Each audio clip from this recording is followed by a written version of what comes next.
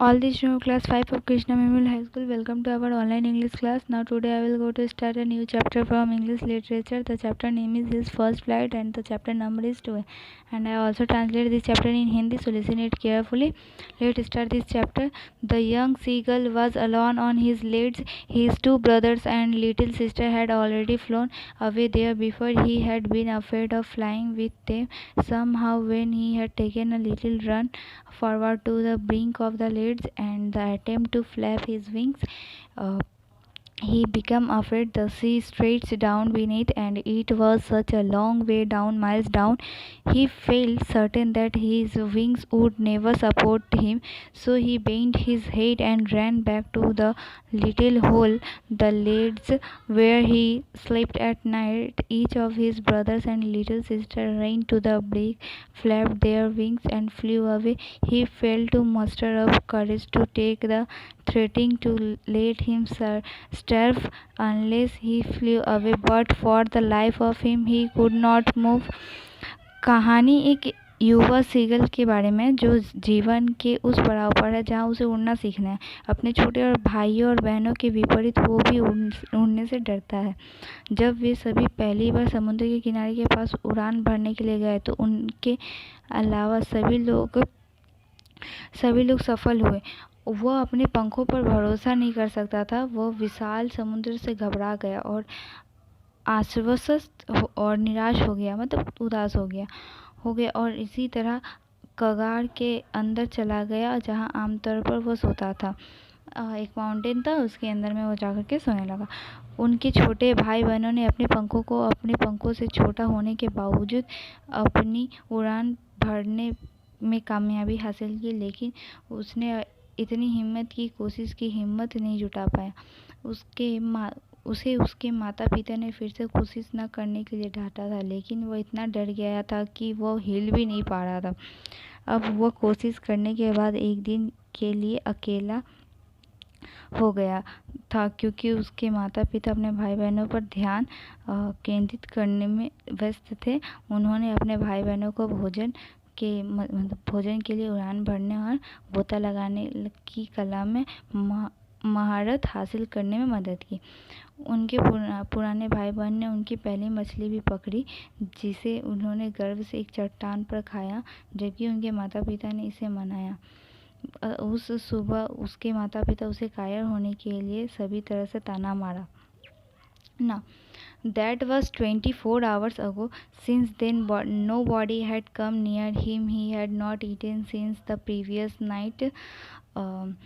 There was not a single scrap of food left. He then trotted back and forth trying to find some means of reaching his parents without having to fly. Between him and his parents there was a deep white chasm. He saw his two brothers and sister lying on the plateau dozing. His father was preening the feathers on his back. Only his mother was looking at him now and again. She tore at piece of fish that lay at her feet and then scraped each side of her beak on the rock. The sight of the food maddened him. He uttered a low cackle. His mother cackled too and looked over at him. "Ga, ga, ga," he cried, begging her to bring him over some food. "Ga, olla, ah," she screamed back, but he kept calling, and after a minute or so he uttered a joyful scream. His mother had picked up a piece of the fish and was flying across to him with it. He leaned out eagerly, tapping the rock with his feet, trying to get nearer to her, but when she was just opposite him, she halted, her legs hanging near her wings, motionless, the piece of fish in her beak almost within reach of his beak. He waited a moment in surprise, wondering why she did not come nearer. Then, maddened by hunger, he dived at the fish with a loud scream. He fell outwards and downwards into space. His mother had swooped upward. A terror seized him, and his heart stood still. He could hear nothing, but it only lasted a moment. The next moment he felt his wings spread outwards. He could feel the tips of his wings cutting through the air. He was not falling now. He was no longer afraid. He uttered a joyous scream. He soared high.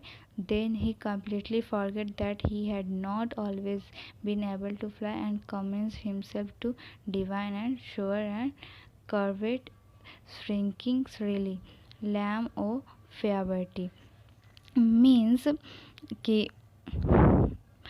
अब धीरे उसके बाद उसके भाई बहन तो खाने लगा, उसके मम्मी पापा ने उसे ताना मारना स्टार्ट कर दिया। सूरज अब उग आया था और वो पहले से अधिक गर्मी महसूस कर रहा था, क्योंकि वह रात से पहले से ही खाली था। उन्होंने अपने नेतृत्व में कदम रखा और अपने परिवार का ध्यान आकर्षित करने के लिए एक पैर पर सोने का नाटक किया। फिर भी किसी ने उस पर ध्यान नहीं दिया।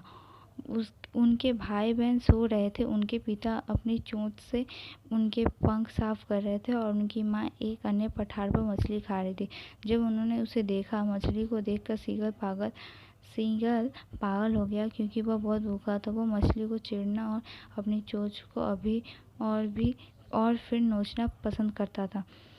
वह अपनी माँ की भूख में रोया, जबकि उसकी माँ गुस्से से चिल्ला उठी, लेकिन वह रोती रही, जो जल्द ही अपनी माँ को मछली के टुकड़े के साथ उड़ते हुए देखकर एक खुशी से चिल्ला उठी। पास आते ही वह उत्तेजित हो गया और इस तरह आगे की ओर झुक गया। अचानक वह उससे बहुत दूर नहीं रुकी। उत्तेजना और भूख से बाहर, उसे एक पल के लिए भी एहसास किए बिना मछली पर गोता लगाया कि वह उड़ने से डरता था। वह इतना उत्तेजित हो गया कि वो कोशिश करते ही गिर गया। एक पल के लिए वह सदमे में था और आतंक में बाहर खड़ा था। यह सब केवल एक पल के लिए चला और जल्द ही उसके पंख खुल गए। जैसे वह भाग गया, वह अपने स्तन, पंख, पेट और पंखों के खिलाफ हवा महसूस कर सकता था। वह खुद को हवा से काटते हुए महसूस कर सकता था। अब डरने वाला नहीं था। वह थोड़ा घबराया हुआ था, लेकिन फिर उसकी माँ ने उसका साथ दिया। पूरे परिवार ने उत्साह से चिल्लाया।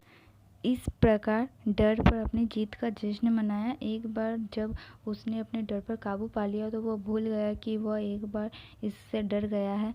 उसने उन सभी चीज़ों को किया जिन्हें वह एक बार डर गया था। और वह सीधे समुद्र के भाग गया और उसके नीचे हरियाली और पहाड़ देख सकता था। जीत का आनंद लेते हुए ही वह खुशी से चिल्ला उठा। जब वह उतरा तो उसका परिवार उसके साथ एक इशारे के रूप में उतरा कि वे गर्व कर रहे थे। वे अपनी ऊंची आवाज़ में उत्तेजना में चीख रहे थे और चिल्ला रहे थे।